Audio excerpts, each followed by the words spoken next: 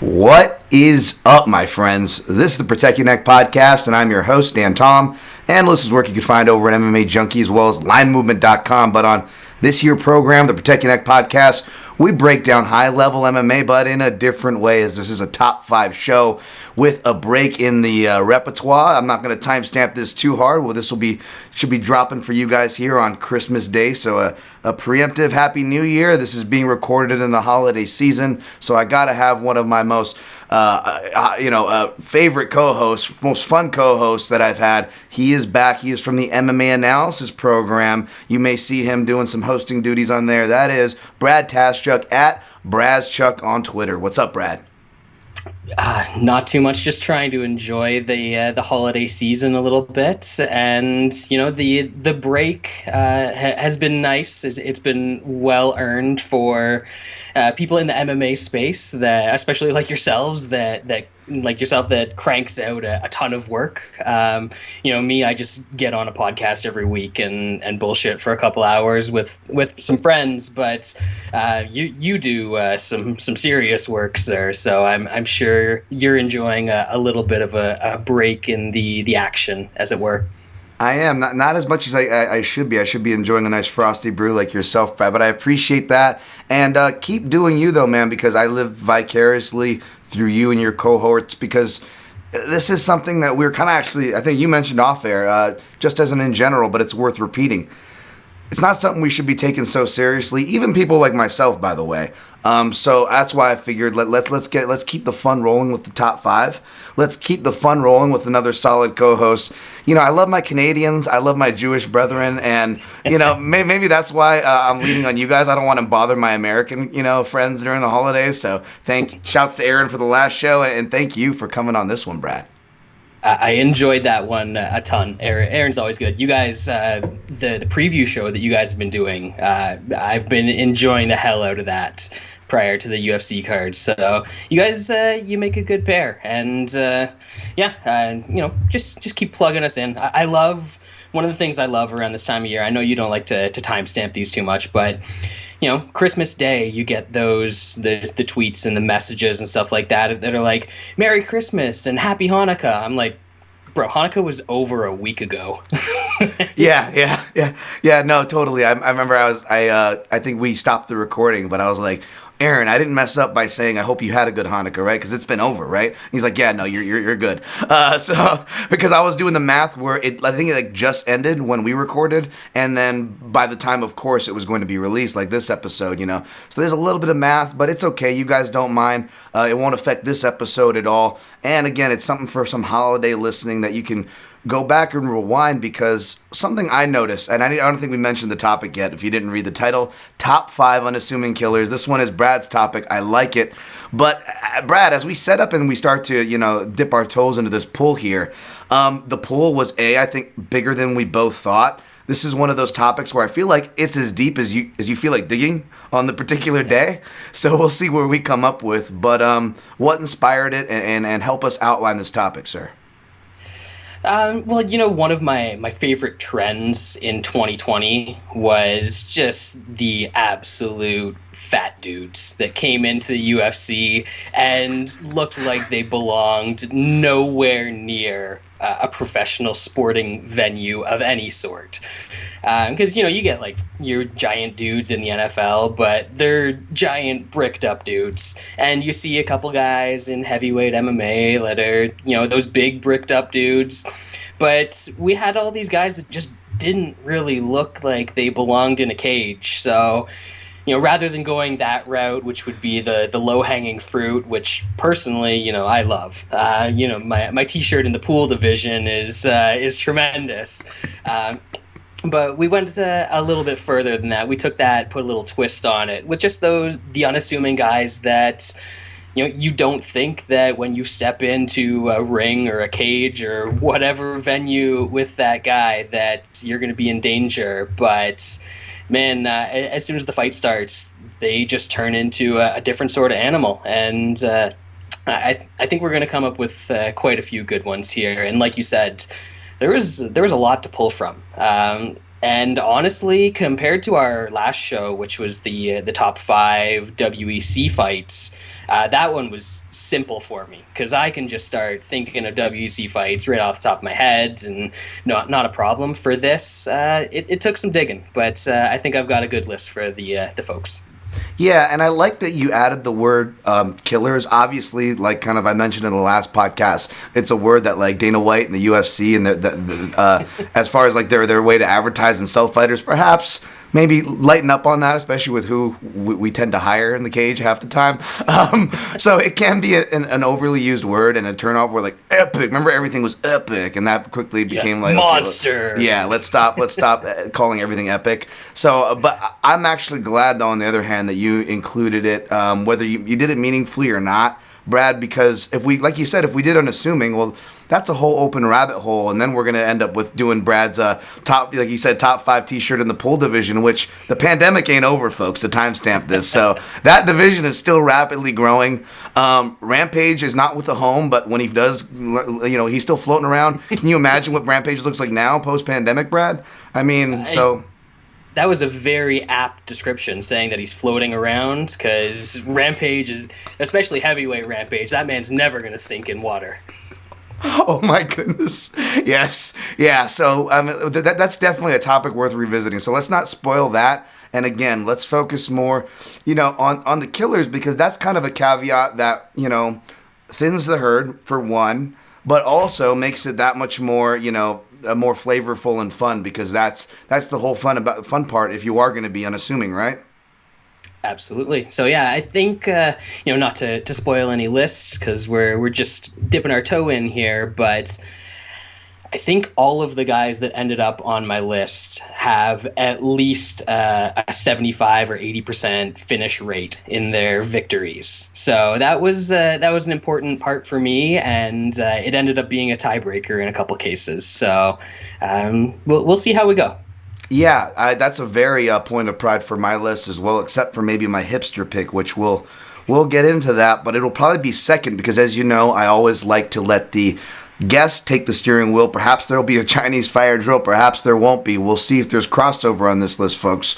And of course, once that's done, we get to the listener list, which you can always submit at the PYM Podcast on all social platforms. And even though I'm bad at checking it, go ahead and use that hashtag, Protect Your Neck Podcast, to get anything, whether it's a list or questions submitted on the show. I will answer, even if it's months in retrospect. So that's how you can get those lists in. And whatever we miss between that, of course, I'm sure Brad has some honorable mentions, right? I know I do, and we will clean up at the very end. That is the format. Try to keep, the lunatics run the asylum here. That being said, I feel like the top 5 in the breakdown shows, in my defense, we try to keep a format, so we'll do that here. Without further ado, man, we could just wax on about, fat dudes and meat slapping meat forever, especially me and you, Brad. So let's get into it, shall we? Top 5 unassuming killers. Number 5, we're gonna go 5-1, like a really uncoordinated tennis game. Between like I imagine would be between a half Chinese guy and a Jewish guy from Canada. But I'm gonna use that joke again. Hopefully, it doesn't offend people. You can get a taste of what you're in for. But first serve, Brad. Number 5. Yeah, I feel like if anybody gets offended to that, they probably wouldn't have ended up here in the first place. So I think we're safe at this point. But just before I get into my first pick, there's a couple things that were sort of disqualifiers for me when I was making my list. So one could be like the demeanor of a fighter. So I don't know, somebody like one of the Diaz brothers isn't going to make this list, obviously, because they're all like, was 209, all that stupid shit. The other one, which, I saw some of the listener lists, was they mentioned some guys who have some serious cauliflower ear.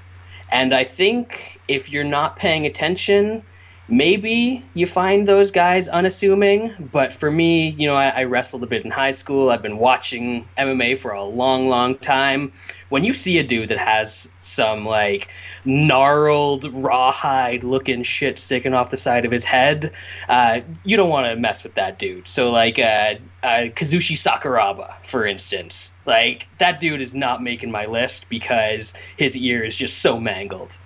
And then obviously you got to have a good record. So, there's going to be some stereotypes in this. I'm sure that Dan has a couple Asian fighters or maybe an Asian fighter on his list just because, they've got that meek, mild thing. But, Andy Wang isn't going to make my list. Yes, exactly. So to start it off, the hipster pick, and Dan, I think I may have taken a wrong turn here. I think I may have misunderstood the criteria that I set for myself, because my number 5 most unassuming killer is contract killer Amarsu. Oh, never mind, not Amarsuloev.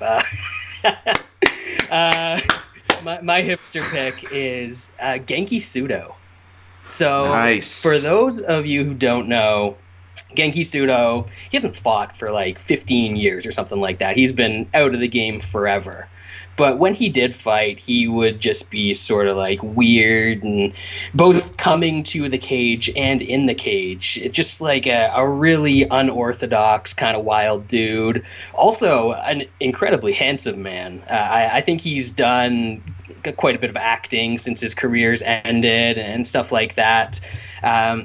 But once he got into the cage, this dude would choke you out or knock you out or break a limb. And then, he'd stand up and like pray over you and make sure that you're okay and pull out the "We Are All One" flag. And, it's just one of those guys that he wants peace and unity until the bell rings, and then he's going to try and rip your head off. So hipster pick for me, Genki Pseudo. Just that, the clash in the personality. Very unassuming, but very dangerous. I love it. That's a great pick, man. Not even just a hipster pick. Definitely a hipster pick for most, because I would say that most aren't very aware of the Japanese lore and legends, much less those early icon guys, right? I mean, he unassuming, he had that one off or whatever with Butterbean. I can't remember how they got that sanction where he beat him by toe hold, but that kind of spells it out, and he would have production on the way in, but then he wasn't beyond like a meaningful message, we are all one, or being trying to inspire unity, and that's just a fantastic pick, but definitely under the radar, hipster worthy, for a lot of people listening. If that is to you, then go research that man. At least the walkouts, like there's some K1 walkouts from like 2006 that are just fantastic. It's great. It's great. Yep. Yeah. And then the other thing that they might relate to a little bit more is, didn't Tom Lawler do a Genki Pseudo impersonation at his weigh-ins or something like that? So it's gone through the MMA ages. Yeah, wow, I love that too. So mine as well. I love that you mentioned the Asian note too, because that's very true. I think I made a joke of that, and of course people that know my sense of humor listen to the show. We always get the unassuming, right? Like, there's not a lot of, probably not a lot of black guys that get the unassuming, right? But there's a disproportionate that get explosive, whereas, coincidentally, Asian guys you never hear associated with explosive, do you, Brad?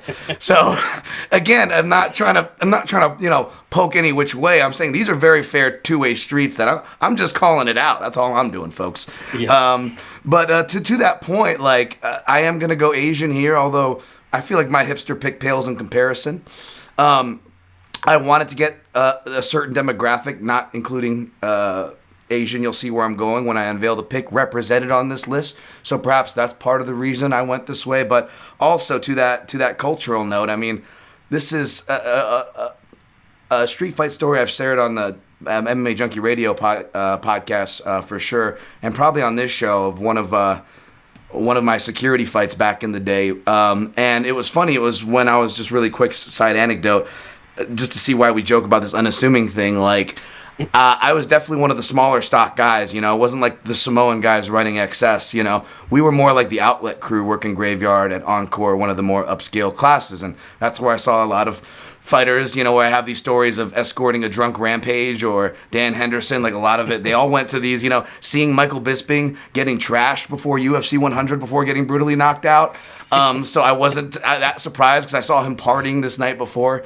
And it was amongst these days, folks. And the way I ended up getting, no one knew my name for the first couple months, Brad. But long story short, we had to escort this He was actually a Canadian guy. He didn't represent you guys very well. He was acting very American, very loud and boisterous, about 6'3", and he turned and like swung and like on one of our security guards and took out another one. I took an elbow like to the back to the head, but I was able to get on his hips and take him down, choke him out, and then we got him in cuffs and whatnot. But it was great because everybody all of a sudden that was like was like a dick to me on the team was just like, "What's up, Dan?" And they were like, "Look at this. You see what he did? It's great because he's unassuming." And they always use the word unassuming to the point where like it became like an obsession. Like all the old military guys, and they couldn't get a kick. They had a game where it was called "Try to Get Dan Tom into a Fight" because they couldn't get over that this small guy could actually fight. So my last day, they were like, "We're gonna roll you through the excess line." And they purposely put me on carding duty because there was me and this other Filipino guy who looked really young. And then when they were being dicks, they put us on carding duty because they know what would happen. They would know that whether both girls, by the way, which was the worst, when they emasculated you, go, "Oh, how old are you? You're gonna card me?" And I'm like, "Oh fuck, here we go." And they would do it in hopes that someone would start a fight with me, which didn't happen again. I did my job, but sorry, random side tangent, but yeah. People love associating us Asians as unassuming. I don't know what the fuck it is. It's just that's what it is, folks. Hey, I'm like 5'5", so I feel like I share that in common with you guys. All right, see that's my brother there. All right, but okay, so I'm not picking with that huge unneeded anecdotal caveat. I stuck in the Asian column like Brad here and Joe San. No, I'm just kidding. No. Oh shit, we both misunderstood it. See, I had one chambered too. I gotta get a Joe San. Of course. He fits the unassuming and let's not go there. I actually went with the females. I had some female representation. I went with Loma Lukbung me. This is very much recency bias. So for me, it's a hipster pick, although it probably would be a regular pick for most. But SEO Ham, Sohee Ham didn't do too well, though she fits that profile of little Asian girl, which is, come on, we can all get a kick out of in a non-creepy way, right? So Loma Lukbung me, again, this is the one, Brad, where it doesn't fit your context of finishes, but she's really mean and vicious with knees and elbows and has literally been taught to throw them roughly about the same time she learned to walk. So it's kind of funny to see an actual trained fighter of pedigree, go into these divisions. Like, that's why Valentina Shevchenko is so dominant. Love her or hate her, she's a martial artist from the ground up in a very effective martial art like Muay Thai. That's what's going to happen when you put them in those categories. So Loma Lukbung me for me. Yeah, I don't think you can hold the lack of finishes against her in terms of that pick, just because it is what it is with 115-pound women. There's not going to be it, but you still get that viciousness out of them, which is kind of what you're looking for in this category, right? And let's be honest, she's an atomweight who moved up, and like she has to put on a bunch of weight to like still walk on the scales underweight. So you got to give her some credit there and do some like adjustment math, right? Like. It's pretty impressive that she doesn't give an F and she's just going at it. Yeah, actually, as much as I love the flyweights and the lighter weights, I didn't really get that light with my list in this one. So I think that Pseudo might be the lightest guy on my list, just with the way things played out. But we'll see how it goes. Yeah, it shouldn't be strange, right? Because unassuming, but perhaps you could make an argument for a lot of light guys. So that was my number 5. On to your number 4 as we move up the ladder. Who do you got for number 4, Brad? All right, number 4. I felt obligated to put this man on the list. Not overly enthusiastic at any point in his career, but definitely sort of that silent killer that you're not gonna hear coming, you're not gonna expect a whole lot of, and it is the heavyweight goat, Fedor Emelianenko. 30 finishes in his career, just a short, pudgy Russian dude who, by today's standards, would probably be like a middleweight, maybe, in MMA.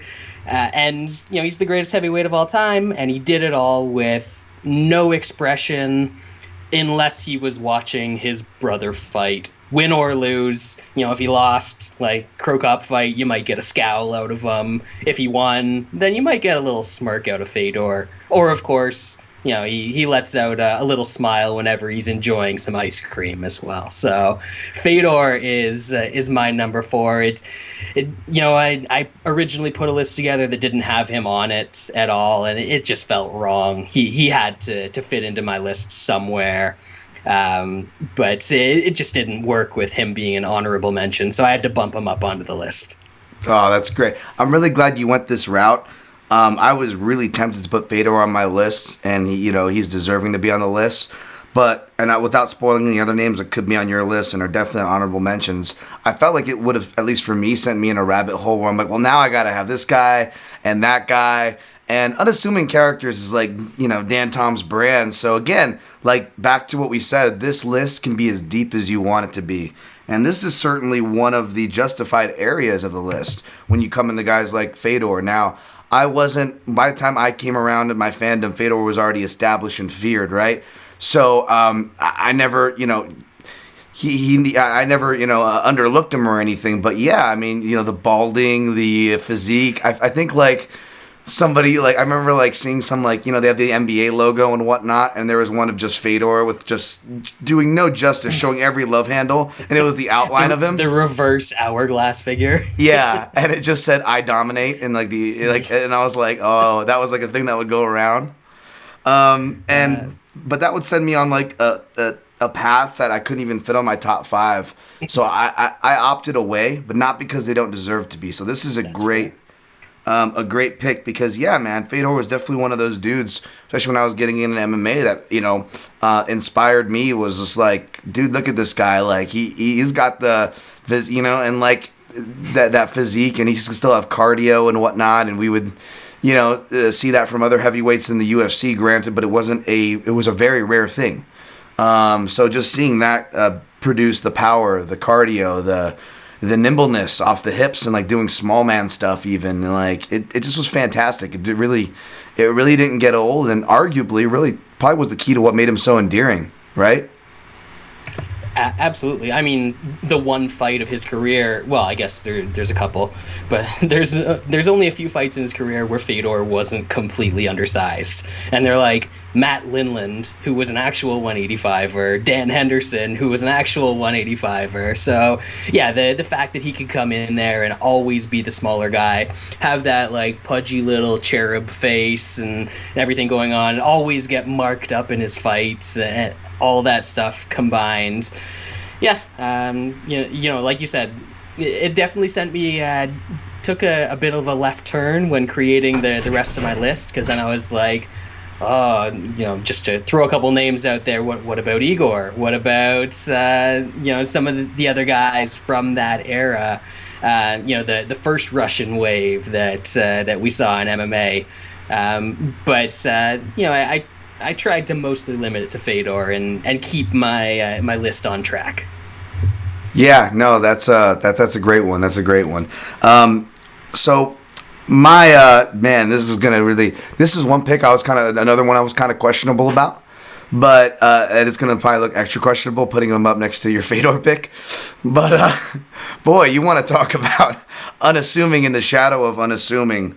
But I had to give Sam Alvey some shine here, man. I'm sorry. I had to give Sam Alvey some shine because Sam Alvey, even when he killed himself to get to welterweight somehow on Tough, he somehow always had a dad bod.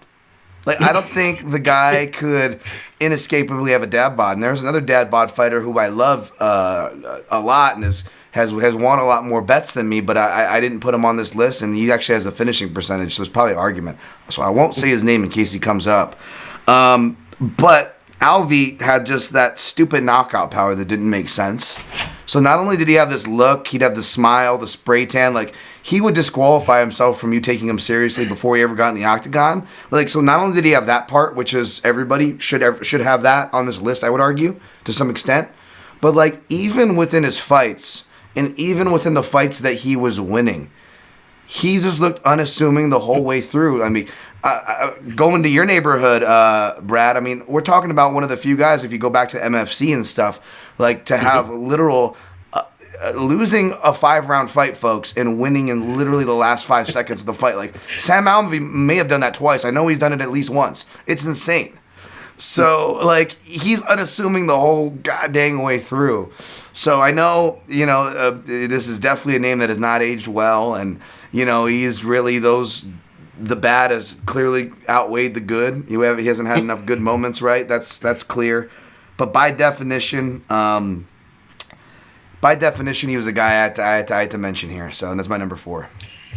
That's a good pick. He made my honorable mention list, and the reason that he didn't go further than honorable mention is I qualified my honorable mentions into some different categories for this list, because there are so many different categories you could pull from for these unassuming fighters. Sure. But he is too happy. I know the nickname is Smilin' Sam, but only sociopaths are that happy. So I had to keep him off the list just a little bit. Like, he might be, going just a little bit too close to serial killer territory. So that's why he didn't make my list, but he's definitely an honorable mention because, you see a goofy, red-headed, chubby guy just, grinning as he's getting into the cage. And, the way he fights, most fights are finishes, because he does have that power that's so unassuming. Just looking at him and looking at his demeanor and his physique and everything and his skills, the way he fights, everything. So yeah, that's a great pick, and definitely crossed my mind when I was building up my list. But just had that little nagging in the back of my mind that he might just be a little too far gone. That is fair. I will counter with one last thing as we move on, because we got to have some hog analysis between me and Brad on here. But like, if we're wondering where the guy's power comes from, I'll just say, and I've said this to Sam's face too. I forget. I think it was before his Theodoro fight. He was trying to like do all this viral stuff to make fun of Elias, and he put on these this fake wig and was doing his shadow boxing. But he also put on this his wife it must have been his wife's pair of tight spandex, they weren't yoga pants because they had bell bottom flare, some kind of dance pants, but they were tight and they left nothing to the imagination. And let's just say that it kind of made sense where the guy gets his power from. So there you go. And how he could pull a supermodel as a wife. Yeah, a lot more makes sense when you're like, oh, I get it. Again, stuff I've said to his face and stuff that the fighters can. How can you get mad at that Joker stereotype, right? Come on now. Right, exactly. Especially as a white dude. Yeah, he's fighting the good fight there. On that note, what's your number 3 there, Brad? All right, number 3. As you said, Fedor sends you down a certain path, and Fedor still sent me down the path on my number 3 pick here, where it's a guy that's sort of got that similar, quiet demeanor. Maybe talks like Kermit the Frog a little bit when he's doing his interviews, but he also has 40 finishes in his career. And it seems like the only time you can get a smile out of him. He had a couple smirks in some pre-fight stare-downs, but when he's putting the violence on a guy, Gegard Mousasi that's about the only time you see some personality out of MMA's resident Kermit the Frog. So Gegard Mousasi, very quiet. He has that voice where you don't expect a lot from him. Just don't bring up Bisping. Fuck Bisping.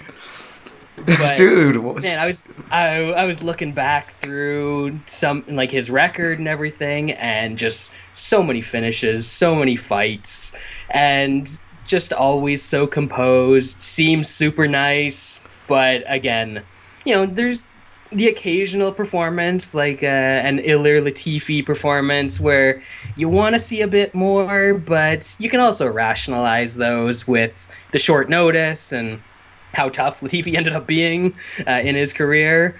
So, yeah, Gegard Mousasi made my list as my number 3. I think he is very much deserving of the title of an unassuming fighter. Kill him. Speaking of unassuming dudes quietly packing pieces, I mean, wow. My Alvia pick now feels kind of appropriate. There's a common thread here.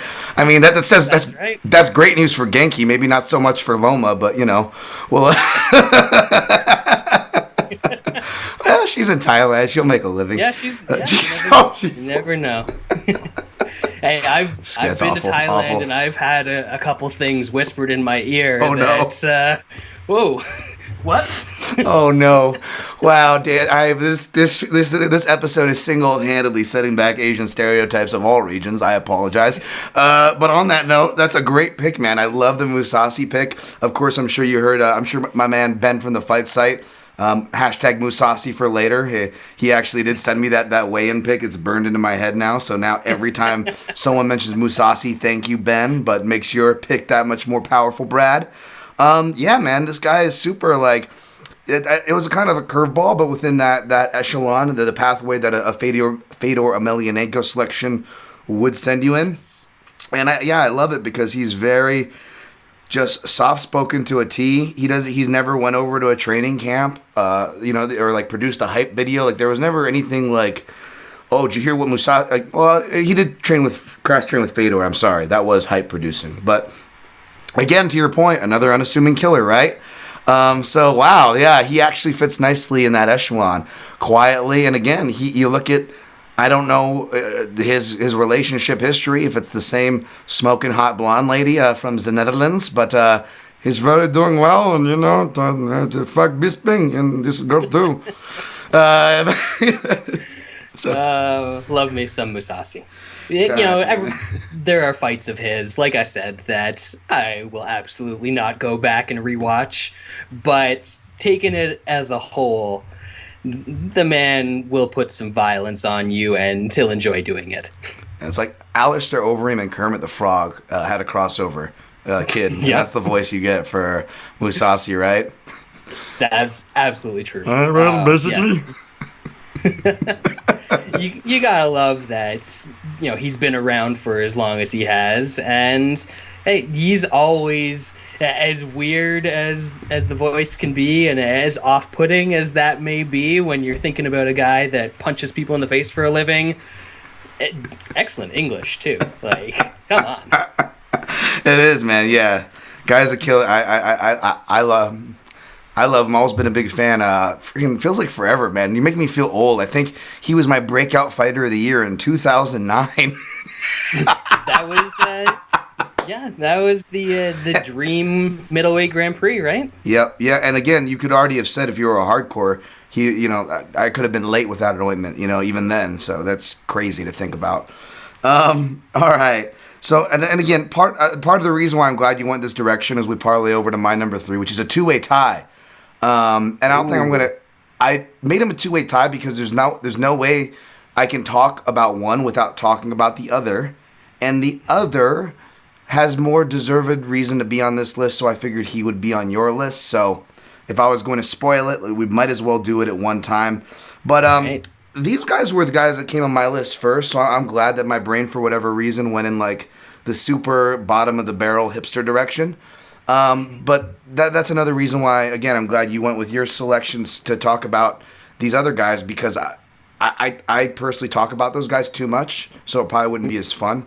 So this is a good opportunity to maybe, and why I love this topic, it's a good opportunity to talk about fighters I don't talk about that often. There you go. And when I went excited. Back, this is probably the only thing I did tape for this podcast prep, right? This is the only thing I had to go back and rewatch. But as I did at UFC 91, to kind of hint where I'm going with this, Joe Rogan, even on the intro, says, this is like the battle of the most unlikely cage fighters. I mean, so it was perfect. It was perfect. So, say what you will about Rogan, he anointed it there for me. And, especially this is UFC 91. This is I'm already well a casual at this time into my fandom, right? This is Golden Era Brock Lesnar time. Brock Lesnar is headlining the card in Randy Couture. So, of course, if you heard the episode last, my buddy Steve and my band went over to his house because we were both at Extreme Couture rooting for Randy. Aware of pro wrestling to an extent. We're there. And, of course, just like the McGregor fights, folks, I'm sure you had this experience, right? When it was a Brock Lesnar fight, Brad, maybe your normal crowd was a bit bigger for those fights, right? Oh, yeah. And for us, it was, even though it was a punk hardcore band, Steve was a more on the metal side, and I love my metal too. And for whatever reason, it wasn't my punk hardcore friends that were, even though like guys like the singer from Converge actually had like MMA blogs back in the day. It wasn't any of those friends. It was all my metalhead friends that were into MMA. And they were a bunch of like nerdy, like one of them looks like fucking Christmas, Jacob Christmas Volkman, who won't make this list because he's not a killer, but he is absolutely unassuming. Like, Thought about him for sure. Thought about him. Like if you look, if you watch the last, sorry, go ahead. I was just gonna say, if another guy who's down that similar vein, if you've got a PhD in some sort of medical science or a medical degree, he's a chiropractor.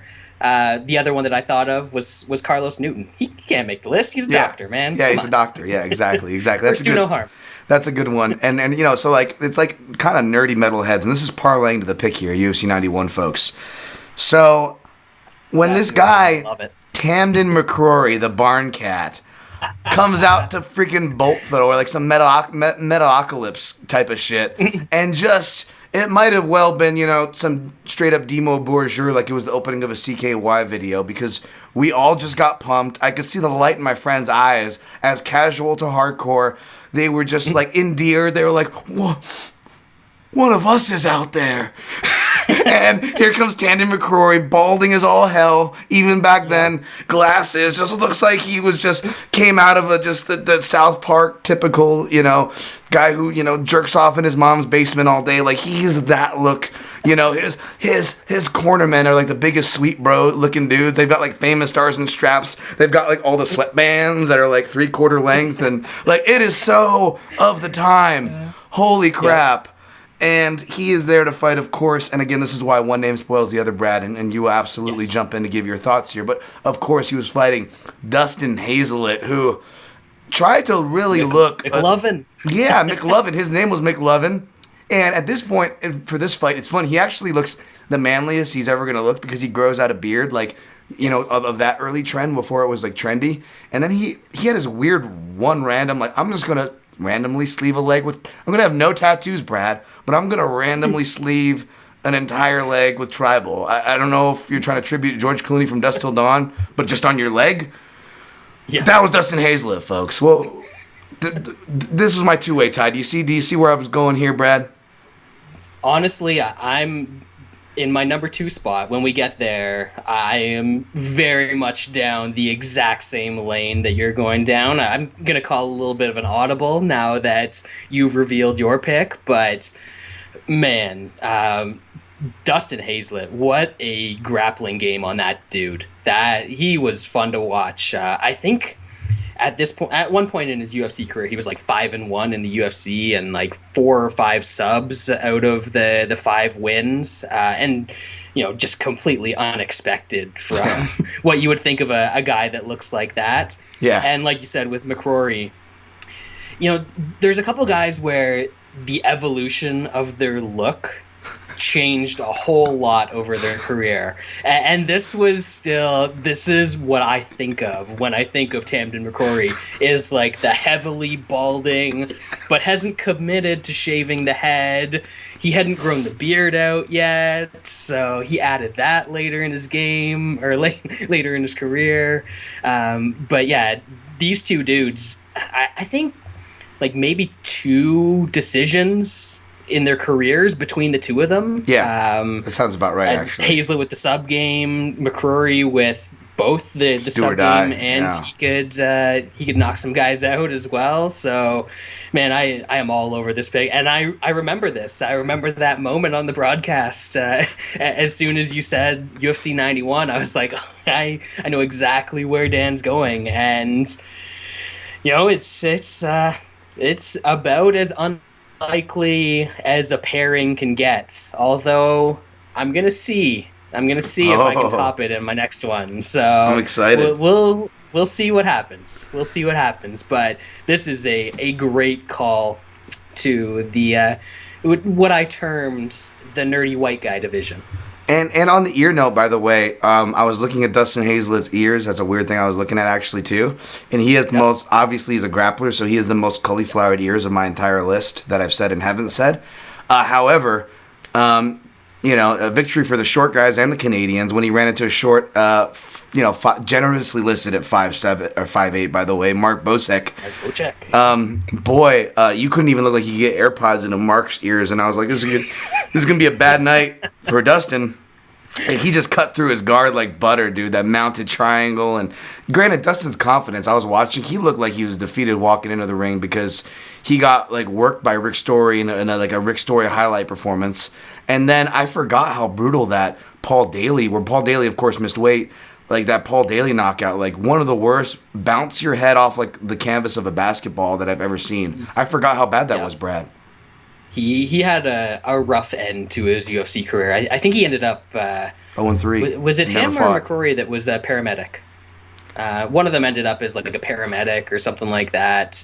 I'm not sure, obviously, which one, but I'm guessing him. He went 0-3 and never fought again. It says so. Yeah, he had like I said, great start to the UFC career, and then.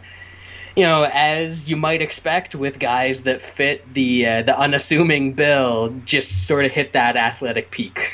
Yeah, absolutely. Yeah, they rode it as far as they could go. And it had me thinking of Chase Hooper, kind of, to spoil a name. I don't think he'll pop up maybe on this, but for honorable mention, he's unassuming, right? He seems to need finishes to win, for what it's worth. But I was like thinking of him. I'm like, well, if he's so durable, he should just go the DuBronx road and just be like DuBronxton's. Like, I'm gonna just march down with Muay Thai, and if he's got this durability, he'll have one leg up. He maybe even on an early young DuBronx, you could think. But then he could also do what Dustin Hazlett did, because Dustin Hazlett looked like he tried to do that a la Carlos Condit. He's like, I'm going to be like more like Condit and have a Muay Thai game. He's doing the lead foot tapping against against Paul Semtex Daly, and then just gets lit up. And I'm like, maybe Chase Hooper shouldn't take on an aggressive Muay Thai game then. I don't know.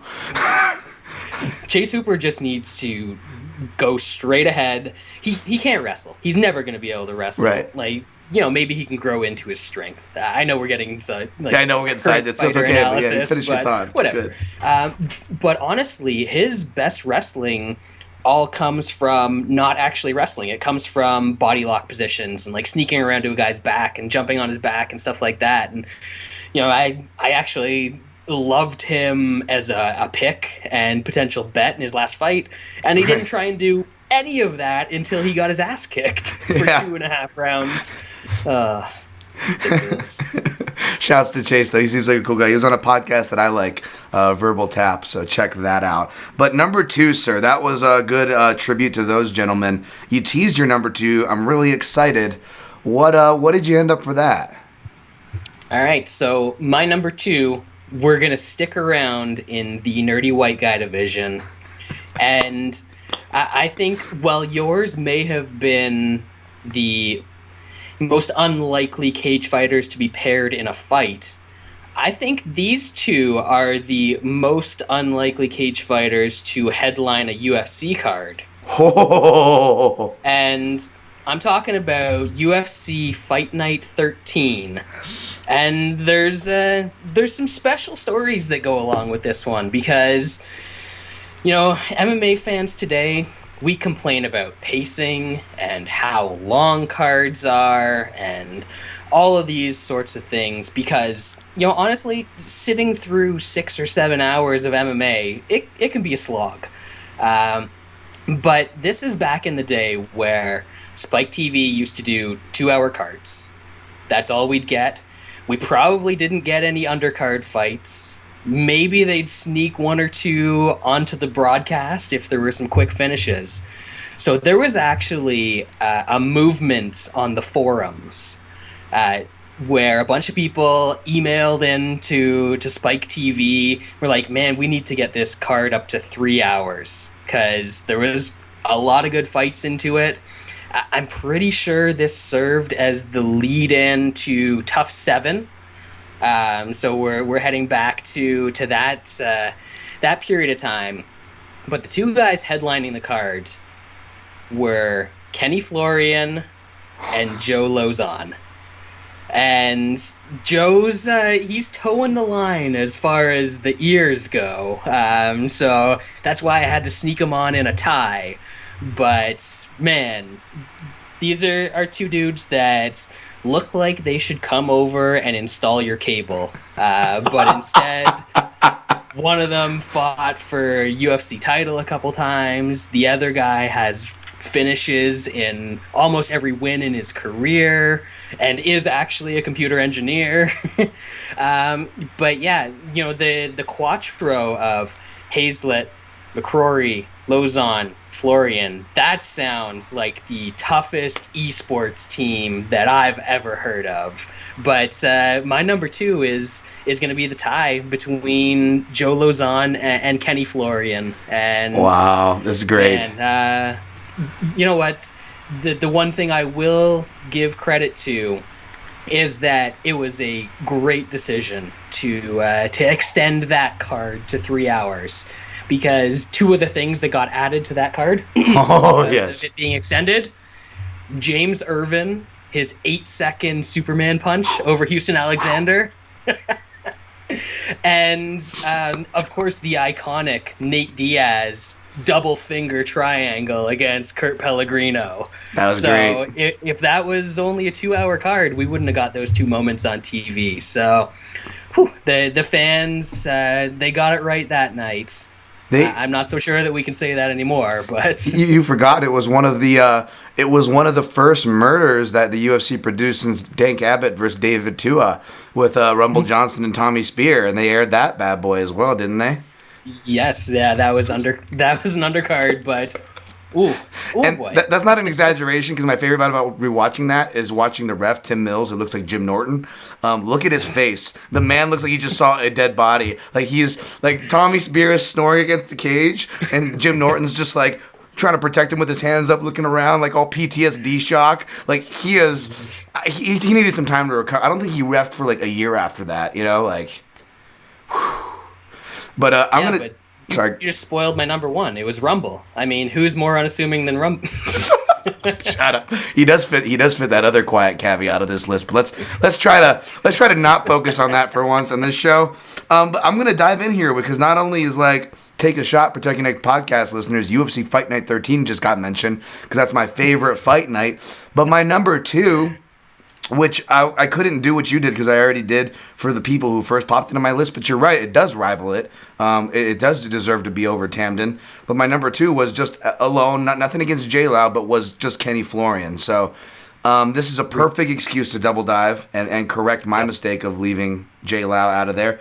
Because Joe Lauzon, you look at him, I mean, this guy looks like he's calcium deficient. He's vitamin D deficient. Like he looks like he is just a bowl of deficiencies. And like you look at his list, even with the forgotten, like, oh yeah, that's right, he finished Pulver by this point, right? Which was again unassuming and unexpected, right? But even that's with the one, yeah, it really put him on the list. Like that alone puts him on the list for me because at that time I had been a fan for a couple of years, not like a huge amount of time, but I knew who Jens Pulver was. I had already gone back and watched his UFC title run, you know, seen some of his stuff in other organizations. And then he comes out to start off, I think that UFC 63. Yeah. But they open the card and you're just like, oh man, they're getting Jens a win on Matt Hughes' cards. And then he gets smoked by this dude that he didn't look like he belonged in there at all. Yeah. And it was the start of something pretty special in terms of Joey fucking Lauzon's career. Yeah, absolutely. I love Joe Lauzon, obviously. I'm not trying to shit on the guy here, but yeah, like you were like, what the heck? And Brad says cable job, but like the dude was seriously went back to an IT job that Monday after knocking out Jens Pulver. Like that wasn't an exaggeration. Yeah. The dude was like a big like Call of Duty. He would have like his own like, I think when we would do interviews with Genki, he was like, hey, here's my gamer tag. Like, And then, yeah, man, even like like you go and look at his resume, and like the only thing tough about him was like on his resume that he comes from Brockton. You're like, oh, that must have sucked. But like that was about it. Like, like Brockton doesn't sound like a very nice place. Brockton, and then Kenny Florian makes this list because like. I have him on this list for me if I kind of add to your pick here, because for me I was a tough noob, right? And I've said it many times here before. And of course, I was, just like now, it's kind of hardwired. I'm very contrarian for whatever reason, just like for whatever reason Brad likes seeing tall dudes get KO'd. I saw that tweet and I'm like, I get that, because for whatever reason I identify with like unathletic dudes like getting their due over like the athlete that's going to beat them, right? That's always been a dynamic. It's been a part of martial arts. So I obviously gravitated toward Kenny Florian, who's this clearly undersized guy, shouldn't be at 185, I don't want to do another joke like I did with Aaron calling Ellenberger Jewish, but I was like, this guy looks like he represents the Klan, right? I'm like, Florian looks like, I don't know if it's the Ben Stiller thing. I'm like, oh, this guy looks like a Jew. This is awesome. Let's see him kick some people's asses. This is great. I'm in. And of course he wasn't, because but he's like South American, but he speaks Portuguese. He's got a bunch of layers. Kenny does, right? And a lot of them are academic layers. Again, to fit that unassuming thing. And even as he was going down in weights, not only was he doing well, and you could argue the guy was an overachiever. You can always look that he lost 3 title fights, but it's like, what, Aldo, BJ, Shirk, Roy up Shirk. Yeah, exactly. When they were not giving it, they were definitely weren't awarding damage from the bottom back in those days either. So, the guy was clearly an overachiever, and we make fun of I finish fights. Who wants to see fights finish at 155? But to your point, he prided himself on a high finishing rate. So, yeah, and then you get into he had a very good education as well. What was he, D1 soccer player or something like that? Yeah. Law school. Didn't he get to do some law school, or was in law school or something like that, or dabbled in it? Because his dad was a doctor, but. Yep, and he's one of the few guys that there's always been this trend of guys like former or current fighters would start doing commentary and they would just get progressively worse. Like Frank Mir back in the WEC days, he would just harp on how great Miguel Torres was, and he could never get past his bias with certain fighters. Who else did they have? Bonner was in the WEC. People like to shit on Cruz and Cormier these days, and I'm not sure I blame them.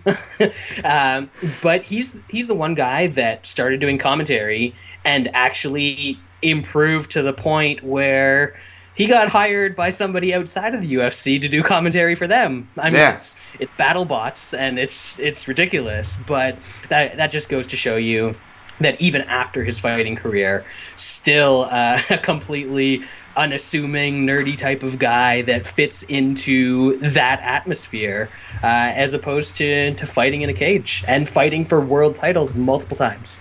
Yeah, props to Kenny. And didn't he also tackle down a model who he started a family with recently? Oh, I don't know about that. I believe she was a model of some sort. So again, not going to throw any accusations out there, but maybe he's following the quiet theme here, right? Maybe. Absolutely. These things, they just tie together. Sometimes these things happen in MMA podcasts. Yes. Jesus, we'll find any segue to that subject on this show, or your show, by the way. Shouts to the MMA Analysis, of course, the home of Hog Analysis. I hope I don't do any Access TV infringement with that promo, but yeah. Wow, that's great. So does that mean we're in line for number 1 too, sir? It sounds like it's time for number 1. We've sort of blown through this list, but how could you not when you're talking about some killers like these? Yeah, well, it was great because we started off in completely different directions, and it looked like we were headed down different themes, and now we're kind of tying it back together as we round the end. So, as we round to the end, what did you have for your number 1? Drum roll, Brad. All right, so number 1, I'm sort of circling back to the start here, but this guy combines it all. You've got some garish in-ring wear. You've got, a kind of a weird, unsuspecting entrance song that I still only know 2 words to, despite having seen this guy fight a million times. He wears the nerdy glasses outside of the cage. Considering the fact that he's a grappler, there's not a lot of cauliflower ear going on there. But how many guys have rainbow pants, come out to back a Survivor, have the nerdy glasses going on, but then when you get in the ring, he'll snap your humerus with a hammerlock and then flip you off as you're writhing in pain on the ground. So there is no more unassuming killer to me in MMA than Shinya Aoki. Just like, the guy's got 30 submissions in his career and some violent ones at that, but just on this lanky frame, never learned how to strike or do anything on the feet. But if you hand him anything, just like Genki, he's going to submit you, but he's going to do it a whole lot more violently, and he's not going to be over top of you praying after he submits you. He's going the complete other direction with it. So, yeah, I've got Shinya Aoki as my number 1 unassuming killer in MMA, and it ties in, the Asian stereotype as well. So I've got it all with this pick. I'm glad you didn't go with my direction as with Asians for number 1, because Shinya Aoki was right there. He was on this list, but this sounds like it doesn't make sense. He almost was too good for my list with the route that I went, that I couldn't justify placing him anywhere, because there would be immediate contradiction that I almost would have to have him here. So it was almost, and I already did the 2-way tie, so I wasn't doing that. So I got an H next to his name, so he's the top. But he deserves to be on this list, and to be honest, deserves to be high on the list because of the tight pants.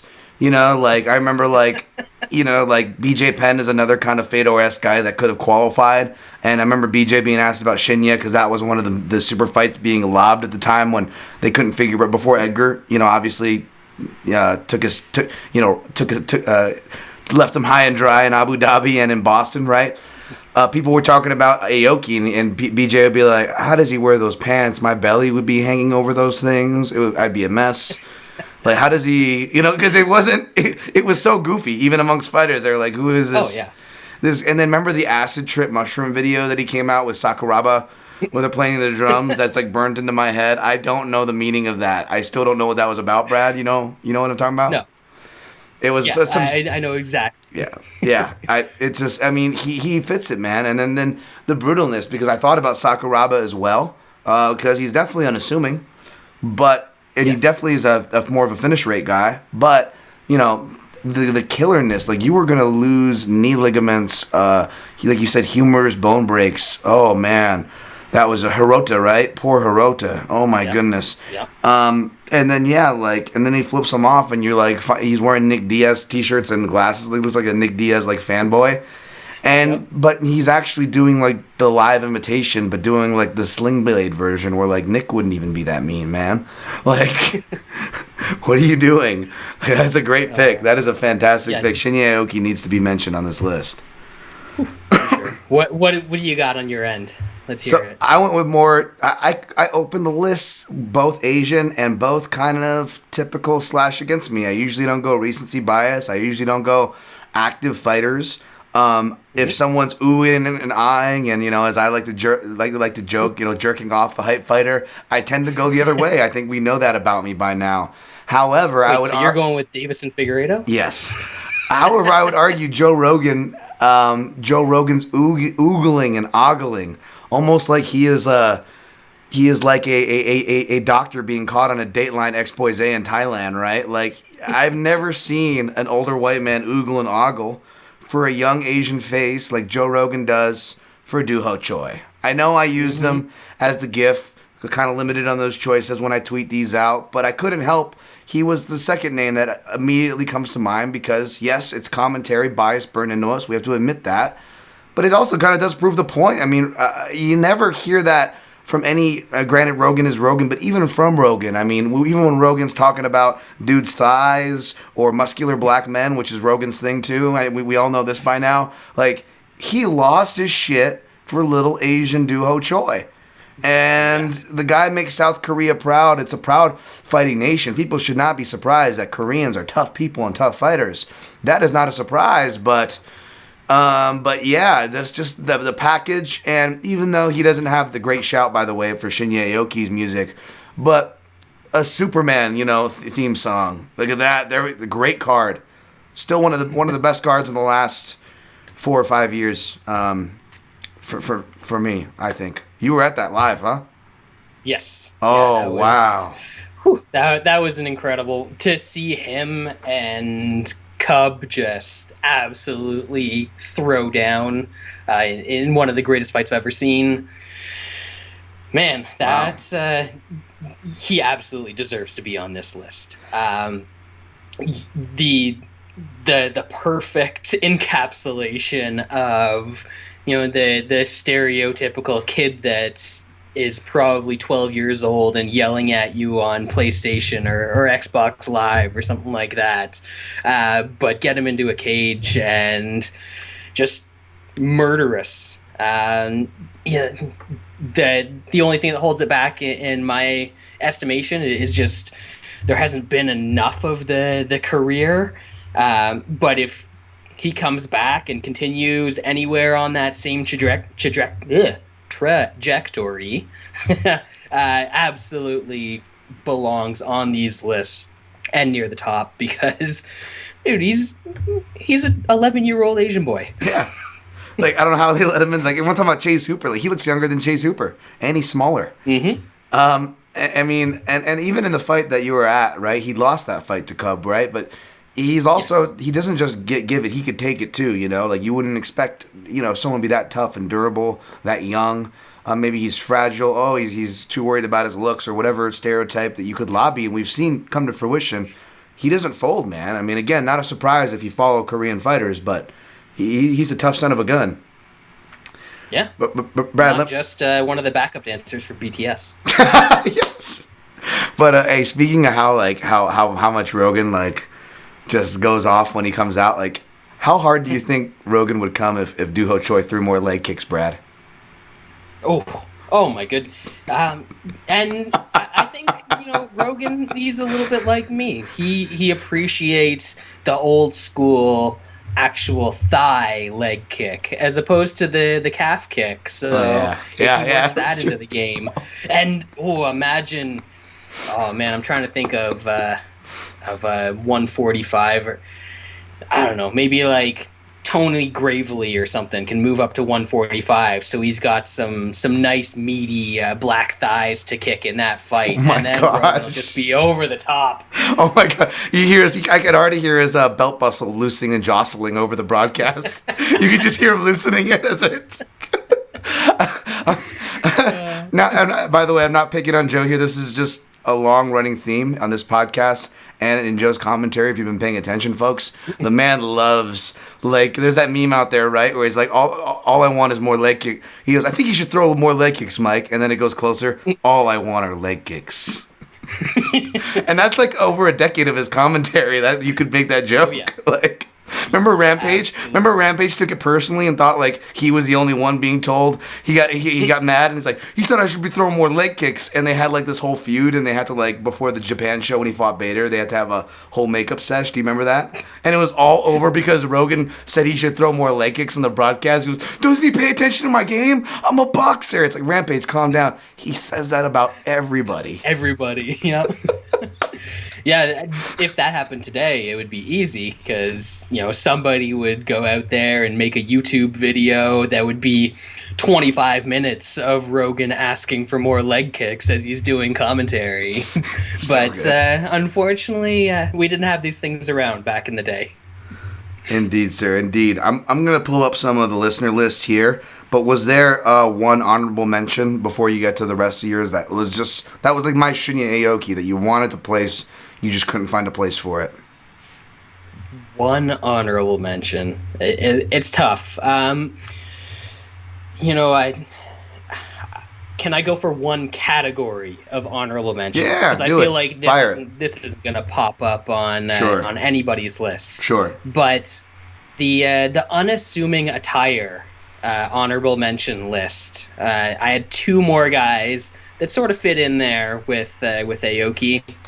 One of them is Lyle Fancy Pants Beer Bomb. Oh yeah, there we go.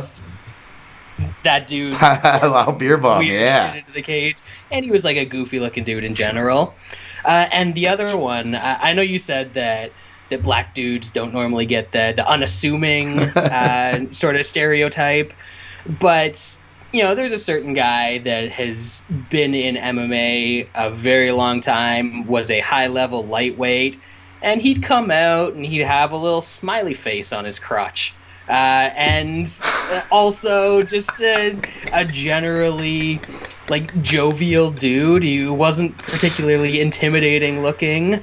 But Eve Edwards, man, I don't think a lot of people are going to think of him as being worthy of this list, but eating on the scale, exactly, just not even showing he cares, sharing chips with his opponent at the stare downs, everything. So Eve Edwards definitely has that unassuming thing going on, and the attire to boot for sure. Great shout. Alrighty. All right, I'm going to move on to listener list before we clean up here, Brad. Mark Fellows, at Fellows Mark, says, if I met Maya, Wonderboy, Smilin' Sam Malvi, GSP, Thug Rose, Daryush, DC, Sakuraba, Anderson Silva in the street, I wouldn't feel like my life was in immediate danger. And I know you replied to that one. Yeah. But he's got a couple of those guys in there, like Sakuraba and Maya. Maya has real bad cauliflower ears because obviously dude's been grappling forever. Mm-hmm. So those two guys I sort of excluded from my list.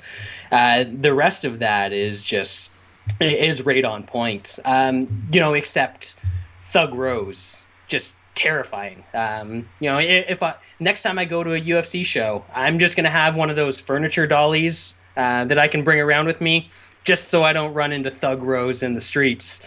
Because I know if she sees that, she's gonna go running the other way. Jesus Christ, man! I don't even know what to say about that one. I will say though this. I do want to ask you about Damian Maia, because obviously he's such a nice guy. So.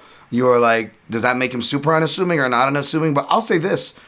Maybe this is crazy because we didn't know about Maya as much, but as the build-up toward Anderson Silva title fight, I always thought he came off like a Bond villain to me. Not that he was an evil guy, but something about his accent and his look, his kind of semi-distinguished look and the distinguished accent, something about, he just had that Bond early 90s, late 80s, or the 80s, 1980s Bond villain S to him. I don't know why. I can see that, and he's not as attractive as some of the other fighters we've talked about on our list, which usually helps the unassuming factor. Sure. But he's still a handsome man, but in that sort of devilishly handsome kind of scope. So I see what you're going with there. I disagree. But man, those ears. Yeah. I disagree with the GSP. I appreciate the DC because obviously DC was also compared to your number 4, Fedor Emelianenko. Of course, there was a much less racially sensitive name that seemed to be being tossed around back in those Strikeforce days. But hey, he was an unassuming guy for what that's worth. Wonder Boy I like because you could just totally see and I love Wonder Boy. I love all we love our brothers and sisters from the South. But you could totally do the stereotype where he looks like a guy who's just constantly getting shook and going golly. Does that look about him?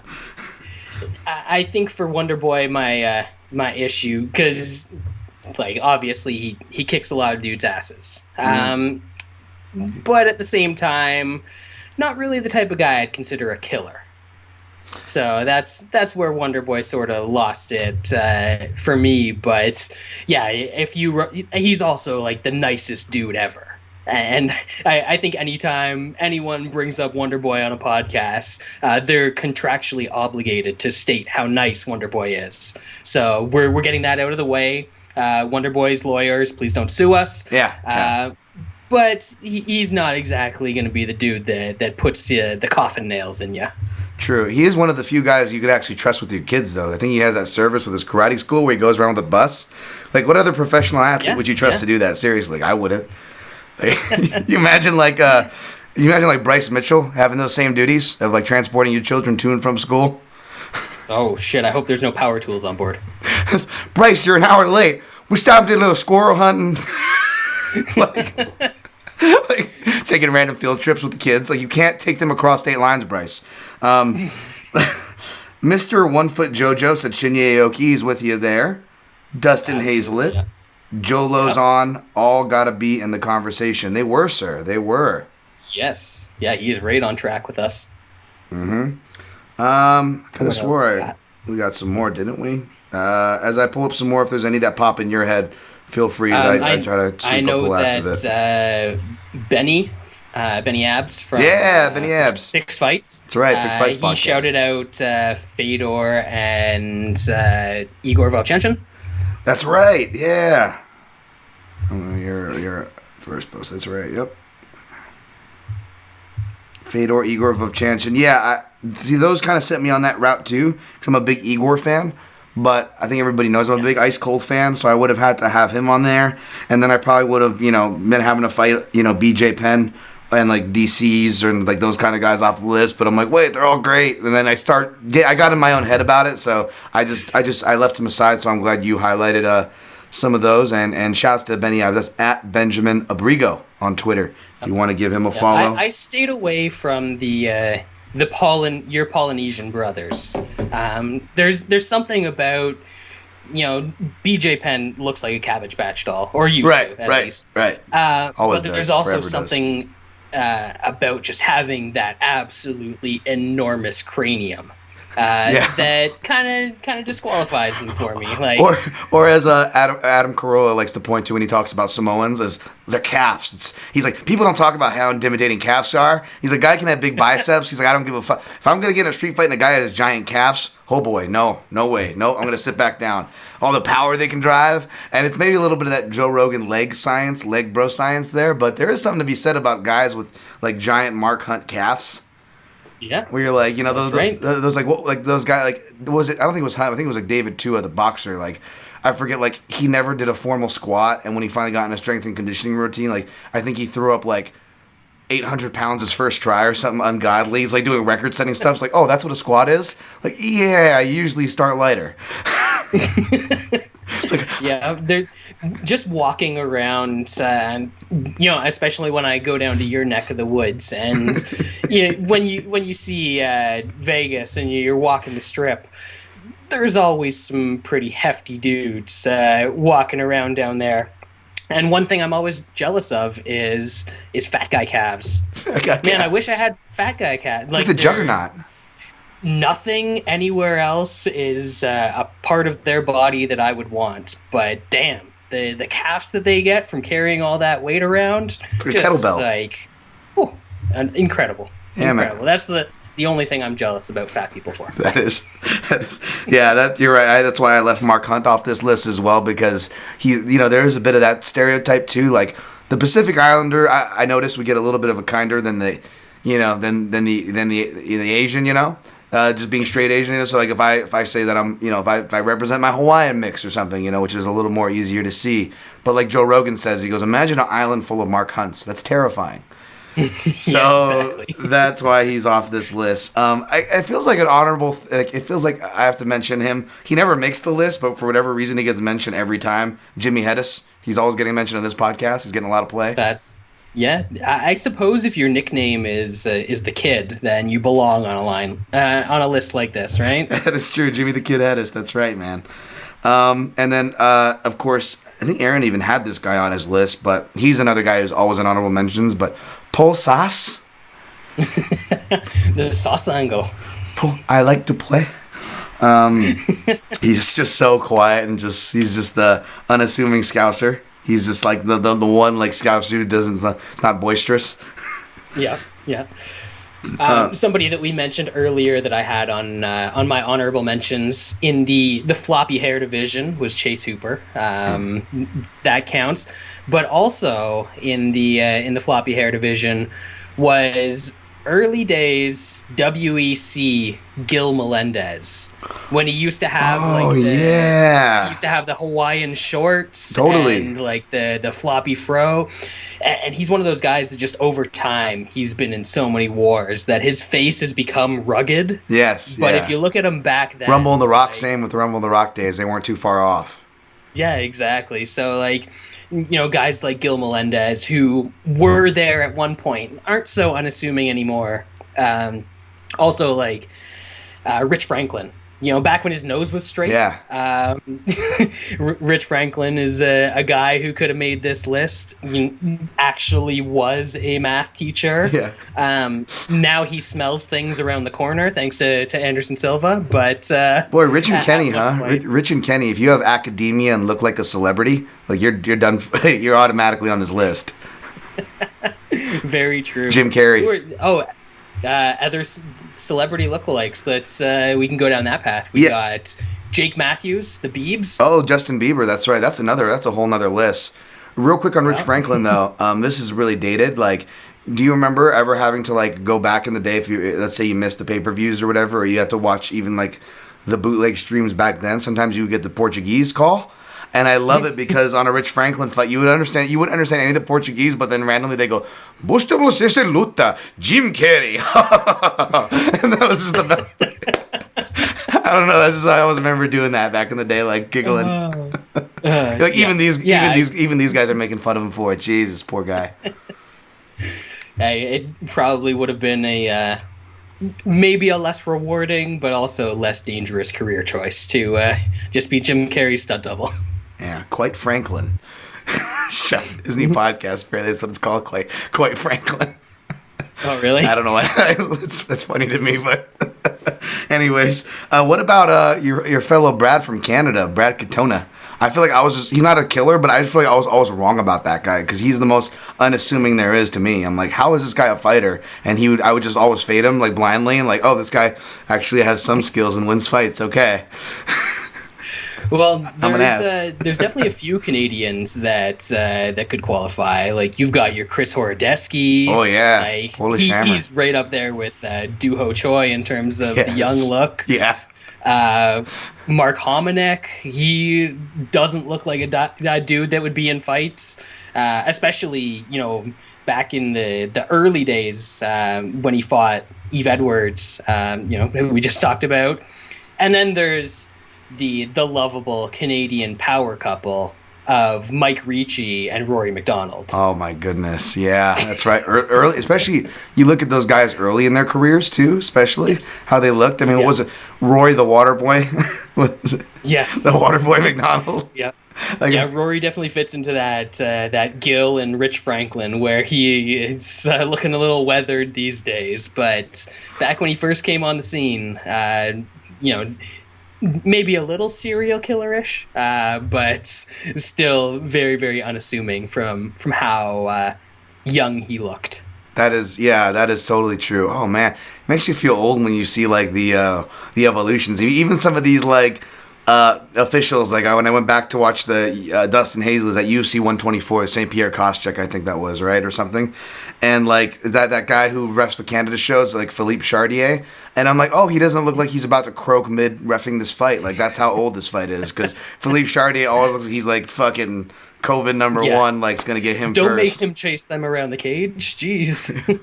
It's crazy. Oh, by the way, if you go back and watch that Dustin Hazlett versus, I wrote some notes here. I forgot as we close up because I don't have any more honorable mentions. But if you watch that UFC 91 fight, dude, there's a judge that, no joke. I look, he's not just a random cage side guy. Like he's got the papers, the positions he's at. I don't know what judge he is, but he looks like a mix of the Schmo and Orville Redenbacher.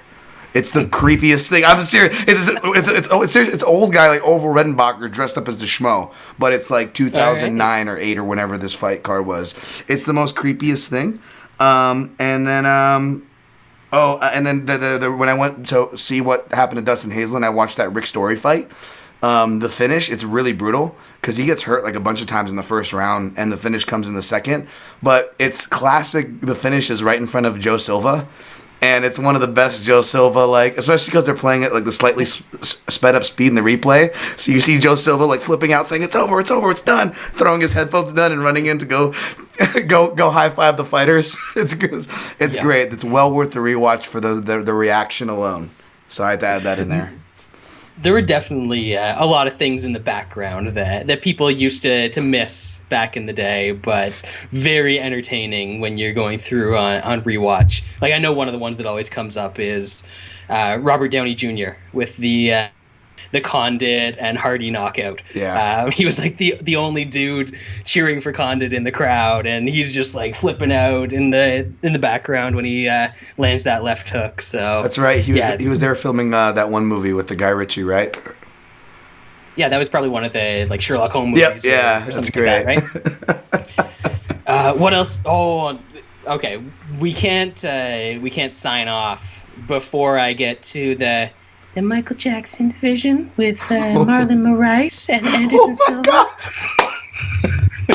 Oh, that's so perfect. Oh, that's good. I never heard that one before, Brad. You should bring some more Michael Jackson. I was thinking about that too, voice-wise. Like, yeah, like some of these guys, like the voice either does them in or doesn't. Yeah. Oh, poor Marlon. Yeah. So. Oh, yeah, poor and Marlon. You know, just as I always do, going back and making these lists, I've got to look at some old school stuff, and honestly, I'm pretty much convinced at this point that Fabian Iha is Marlon Moraes' dad. Like, you put pictures of those two dudes side by side, and it's pretty scary. He just like the resemblance is there. Check it out, dude. Just because. I thought we had to have a top 5 T-shirt in the pool one for you next time, but maybe like a doppelganger selection is in order, because you're opening all these doors now where I'm like, this is fun. No, that's true. Like, that's a great. I gotta go look that up now. Holy crap! Because you're right. Yeah, that is so perfect. Poor Marlon, man. This is what happens when instead of spending my time breaking down fighters, I just spend time looking at all the bullshit that surrounds MMA. I come up with stuff like this. It's funner sometimes, like another fighter I forgot to mention before, one of your favorites now, Chaos the Ox fighter. Before him, there was Cody Ox Wheeler. He wasn't the killer, but he was definitely unassuming looking. He was definitely one of those funny looking dudes when I would go to the MMA Junkie weigh-in photos. I'm like, who is this guy? And he would be next to George Roop when he was making his first cuts to 135, where he looked just awful. Like, he was just. Oh. Remember those? Like, oh, geez, like, what happened to George Roop? Just reading the comments that were very inappropriate of where he did his training camp. But we'll push on from there. But those were. I don't think you can see it, but even you just mentioning George Roop cutting down to 135 gave me goosebumps. Yeah. It scares me. It's between that and James Irvin's 185 cut, I think, are like the visibly worst that you could just didn't. Yes. You didn't have to be there in person. You could tell it was awful. Oh. So, yeah, I think we did a good job here, man. We gave a lot their due. Of course, recapping the list before we get out of here. Brad at number 5 at Genki Pseudo. Great pick. 4, Fedor Emelianenko. 3, hashtag Mousasi for later. 2, two-way tie, J-Lo and Ken Flo. And number 1, Shinya Aoki. Me, number 5, I had Loma Lokmo Me. Smiling Sam Alvey is number 4. Excuse me. My two-way tie came at number 3 for Tandem McCrory and Dustin Hazlett. I had Kenny Florian, a.k.a. Stiller-san, solo at number 2. And number 1, Duha Choi, to make the nice little Asian sandwich there, top and bottom. Hey, both of us. Hey, it happens, right? I mean, it wasn't a coincidence. We both did it, right? So it's paying respect, man. It's paying respect, and we love these fighters for what they give us, so. Yeah, well, we'll have to do like a top 5 hogs list so we can bookend it with a couple of black dudes instead of Asian dudes. Jesus Christ. On that note, you guys should check out the MMA Analysis if you weren't completely offended and haven't already reported and downvoted both of us to your local or internet authorities. But yeah, if that isn't you, then definitely check out the MMA Analysis if you're looking just to live vicariously like I do, and some not so serious MMA stuff, or just for a few jokes or not, if you're not the degenerate gambling type. But these are a nice break. Speaking of degenerate gambling, I love these top 5 shows.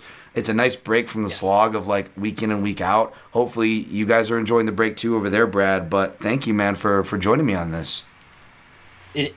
Incredible. It's always a ton of fun chatting with you. You know, we're always talking through the DMs and everything, but it's nice to actually get on camera and have a conversation for a couple hours. So yeah, I hope that your 2020 and everyone's 2020 ends well, and all the best for everyone into 2021. I don't think there's anywhere but up to go from here for us. So. Ain't that the truth? And technically, with this dropping, this could technically be the first show of 2021. So, on that positive note, sir, let's cheers here on a positive and wish you all the best. And always protect your neck.